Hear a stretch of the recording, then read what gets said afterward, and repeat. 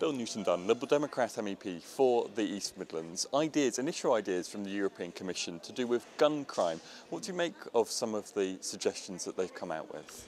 I think it's only an initial stage, some suggestions, but I think it's an extremely valuable contribution.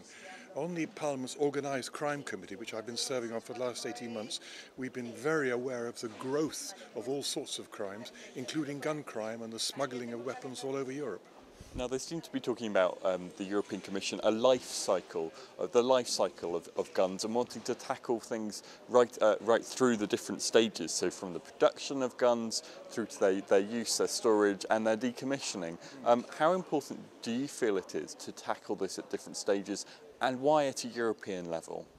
Well, there are different laws about gun control in the 28 member states of the EU, and the bad guys are very smart, and they know where laws are very weak in certain member states and exploit those to procure, sell, traffic guns from those countries. So we need the same basis of law throughout Europe to counter the bad guys finding our weak spots. And how does this then relate back to places like Nottingham, which obviously have been very much in the news for gun crime? Do you think these ideas, if they come forward and eventually become European law, do you think they could make a difference in cities like Nottingham? I really hope so, because Nottingham is a beautiful place and gun crime, which we've been suffering, should not be happening. We've got quite strict laws in the UK about gun control, but it's actually, unfortunately, very easy to bring guns into the UK. They can even come in on the post, which is pretty scary because not all the parcels that enter the UK are checked. And there is this thing called 3D printing, where you can actually, it looks like, create guns on the spot from a machine in your kitchen. Really scary new technology. So we've got to address these problems as they're now appearing to help places like Nottingham.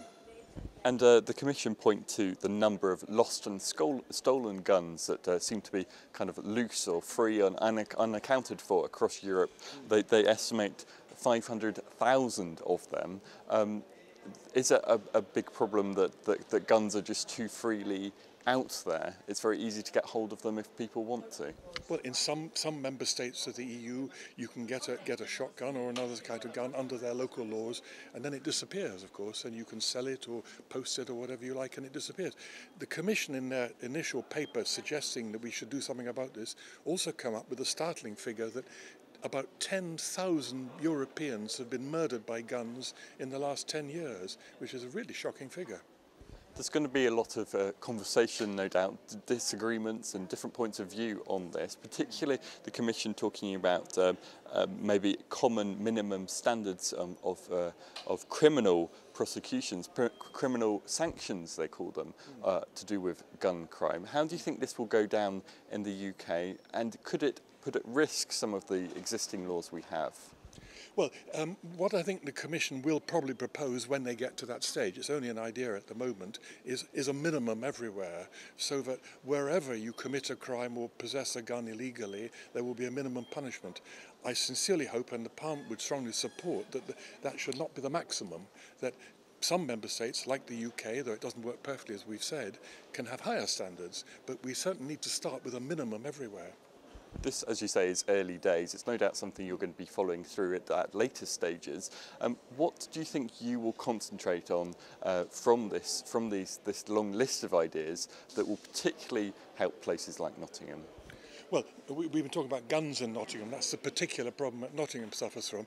Happily, the East Midlands as a whole, which I represent, is a reasonably peaceful area. So guns will be the main concern, but we need to be aware that there are other horrible things like poisons and bombs and terrorism, which we've got to keep an eye on as well.